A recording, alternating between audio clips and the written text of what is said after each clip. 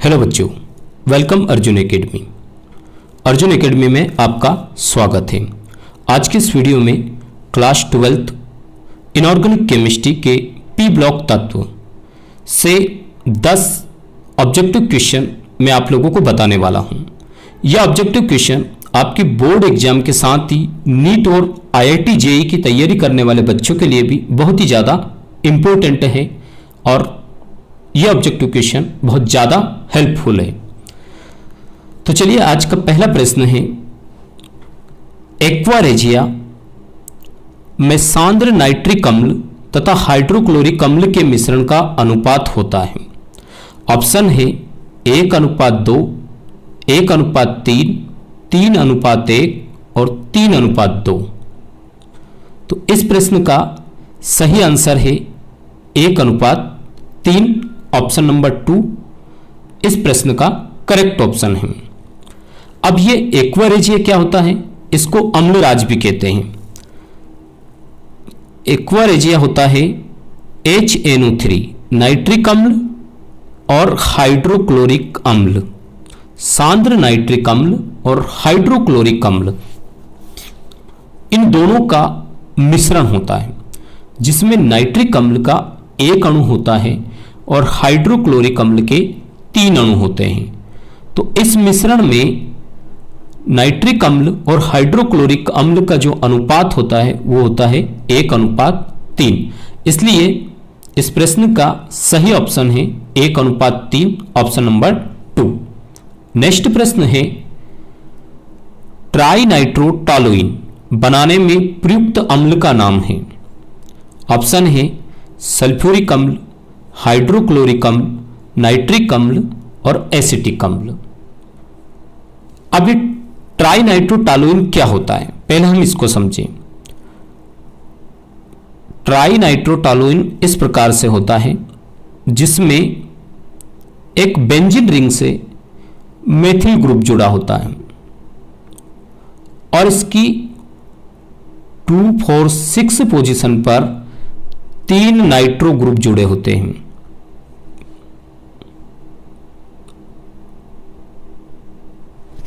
इसको बोलते हैं ट्राइनाइट्रोटॉलुइन या फिर 2, 4, 6 ट्राइनाइट्रोटॉलुइन भी कहते हैं। यह इसको TNT के नाम से भी जाना जाता है और यह एक विस्फोटक पदार्थ होता है। तो इसको बनाने में प्रयुक्त अम्ल का नाम आपको बताना है। देखिए इसके नाम से क्लियर हो रहा है कि इसमें 3 NO2 ग्रुप लगे हुए हैं। अब NO2 ग्रुप कहां से मिलेंगे? क्या सल्फ्यूरिक अम्ल में NO2 ग्रुप पाया जाता है? बिल्कुल नहीं। क्या हाइड्रोक्लोरिक अम्ल में NO2 ग्रुप पाया जाता है? बिल्कुल नहीं पाया जाता। एसिटिक अम्ल में भी नाइट्रो ग्रुप नहीं पाया जाता। नाइट्रो ग्रुप पाया जाता है नाइट्रिक अम्ल में जिसमें NO2 ग्रुप होता है और एक हाइड्रोक्सिल ग्रुप होता है इस प्रकार। तो इस प्रश्न का सही आंसर होगा ऑप्शन नंबर 3, नाइट्रिक अम्ल। ट्राइनाइट्रोटॉलुइन बनाने में नाइट्रिक अम्ल का प्रयोग किया जाता है। नेक्स्ट प्रश्न है, कृत्रिम रेशम बनाने में प्रयुक्त अम्ल का नाम है। ऑप्शन है सल्फ्यूरिक अम्ल, हाइड्रोक्लोरिक अम्ल, नाइट्रिक अम्ल, एसिटिक अम्ल। तो इस प्रश्न का सही आंसर है नाइट्रिक अम्ल।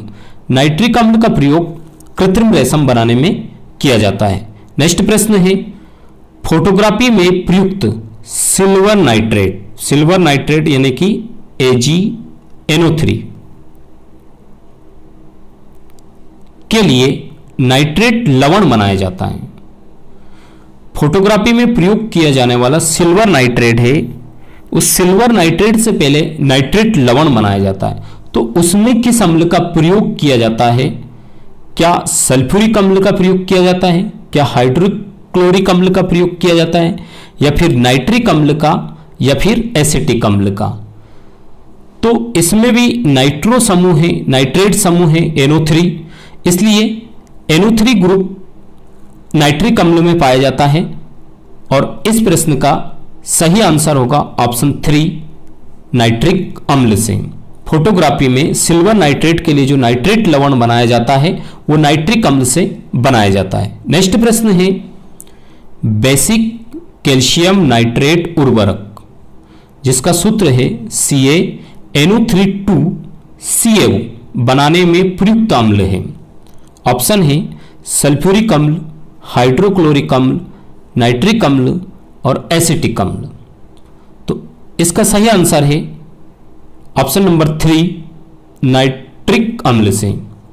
बेसिक कैल्शियम नाइट्रेट उर्वरक बनाने में नाइट्रिक अम्ल का प्रयोग किया जाता है और नाइट्रिक अम्ल से बेसिक कैल्शियम नाइट्रेट उर्वरक बनाया जाता है। तो 3 इसका करेक्ट आंसर है। नेक्स्ट प्रश्न है, एंटीमनी के +3 तथा +5 ऑक्सीकरण अवस्थाओं में यौगिक बनाने का कारण है। मतलब एंटीमनी किस कारण से +3 तथा +5 ऑक्सीकरण अवस्था में यौगिक बनाता है, इसका क्या कारण है? ऑप्शन है इसकी धात्विक प्रकृति होती है, क्या इसकी आधात्विक प्रकृति, या निष्क्रिय युग्म प्रभाव, या बाह्य कक्ष में 5 इलेक्ट्रॉन। तो इस प्रश्न का सही आंसर है ऑप्शन नंबर 3 निष्क्रिय युग्म प्रभाव। अब ये निष्क्रिय युग्म प्रभाव क्या होता है? ये समूह 15 के तत्वों में विशेष रूप से देखने के लिए मिलता है, जिसमें क्या होता है कि समूह में ऊपर से नीचे की ओर आते हैं तो भारी तत्वों में, जैसे कि एंटीमनी और भिस्मत, इन तत्वों में अंतिम जो एस कक्षक के 2 इलेक्ट्रॉन होते हैं ये निष्क्रिय हो जाते हैं और इनको निकालना कठिन होता है। इसीलिए ये जो दोनों तत्व होते हैं एंटीमनी और भिस्मत, ये +5 ऑक्सीकरण की अपेक्षा +3 ऑक्सीकरण अवस्था प्रदर्शित करते हैं और ये निष्क्रिय युग्म प्रभाव के कारण होता है, यानी कि जो इलेक्ट्रॉन का जोड़ा होता है वो निष्क्रिय हो जाता है, क्रिया में पार्टिसिपेट नहीं कर पाता है। इसलिए क्रिया में पार्टिसिपेट करने के लिए समूह 15 के तत्वों में 5 वैलेंस इलेक्ट्रॉन होते हैं, तो जिसमें 2 निष्क्रिय हो जाते हैं तो 3 इलेक्ट्रॉन बचते हैं।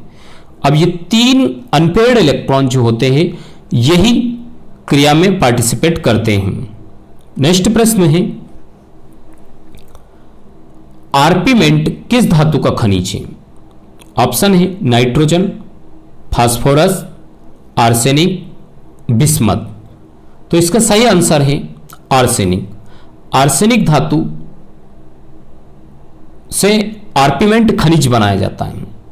नेक्स्ट प्रश्न है, सर्वाधिक धात्विक तत्व है। ऑप्शन है नाइट्रोजन, फास्फोरस, आर्सेनिक और बिस्मथ। तो इसका सही आंसर होगा बिस्मथ, क्योंकि किसी भी ग्रुप में यदि हम ऊपर से नीचे की ओर आते हैं तो उसकी धात्विक प्रकृति बढ़ जाती है, इंक्रीज होती है, मेटेलिक प्रॉपर्टी इंक्रीज होती है, जिसके कारण बिस्मिथ ग्रुप का सबसे नीचे वाला तत्व है जो कि धात्विक गुण प्रदर्शित करता है। नेक्स्ट प्रश्न है, इनमें से कौन एक विषैली गैस है? ऑप्शन है नाइट्रोजन, फास्फीन, आर्सिन और हाइड्रोजन सल्फाइड। तो विषैली गैस होती है फास्फीन PH3, जो कि फास्फोरस का एक हाइड्राइड है। तो इस प्रश्न का सही आंसर होगा ऑप्शन नंबर 2 फास्फीन एक विषैली गैस है। अंतिम प्रश्न है, नाइट्रोलियम का मिश्रण है। नाइट्रोलियम का मिश्रण है MgCN2+C, CaCN2+C, Li2CN2+C, Na2CN2+C। तो इसका सही आंसर है ऑप्शन नंबर 2 CaCN2+C। कैल्शियम और साइनाइड के 2 अणु तथा कार्बन का मिश्रण नाइट्रोलियम कहलाता है और इसी को नाइट्रोलियम बोलते हैं। तो बच्चों, इस वीडियो में हमने इनऑर्गेनिक केमिस्ट्री के 10 इंपॉर्टेंट ऑब्जेक्टिव क्वेश्चन और साथ ही उनके सही उत्तर सीखे हैं। उम्मीद करता हूं कि आपको ये 10 के 10 ही ऑब्जेक्टिव क्वेश्चन अच्छे से याद हो गए होंगे। अब आप इन ऑब्जेक्टिव क्वेश्चन को अपनी कॉपी में नोट करते रहिए। डेली आने वाले जितने भी ऑब्जेक्टिव क्वेश्चन होते हैं उनको नोट करते जाइए और उनको हर तीसरे चौथे दिन में रिवाइज करते रहिए। मेरा दावा है कि यदि आपने मेरे सारे वीडियो देखे हैं परीक्षा तक, तो निश्चित रूप से आपके ऑब्जेक्टिव क्वेश्चन एक भी बाहर नहीं जाएगा इनमें से। पर इसके लिए शर्त है कि आपको जितने भी वीडियो आते हैं वो सारे देखने हैं और उनमें दिए हुए ऑब्जेक्टिव क्वेश्चन को आपको अपनी कॉपी में नोट करना है और उनको समय समय पर रिवाइज करते रहना है। ऐसे ही यदि आप और भी वीडियो पाना चाहते हैं और आपको मेरे इन वीडियो से कुछ फायदा मिल रहा है, बेनिफिट मिल रहा है, तो आप अभी अर्जुन एकेडमी चैनल को सब्सक्राइब करें, अपने दोस्तों को भी ज़्यादा से ज़्यादा शेयर कीजिए और यदि आपको मेरा ये कार्य अच्छा लगे, ये वीडियो पसंद आए, तो अपने दोस्तों को ज़्यादा से ज़्यादा शेयर कीजिए, लाइक कीजिए और कमेंट कीजिए। इसी प्रकार यदि आपका प्यार बना रहा तो मैं आपके लिए बहुत ही जल्दी लाइव क्लास स्टार्ट करने वाला हूं, जिसमें आपको पूरी ऑर्गेनिक केमिस्ट्री के इंपॉर्टेंट क्वेश्चन की तैयारी बहुत ही आसान तरीके से करवाई जाएगी। थैंक यू बच्चों, मिलते हैं बहुत ही जल्द नेक्स्ट वीडियो के साथ। Thanks for watching.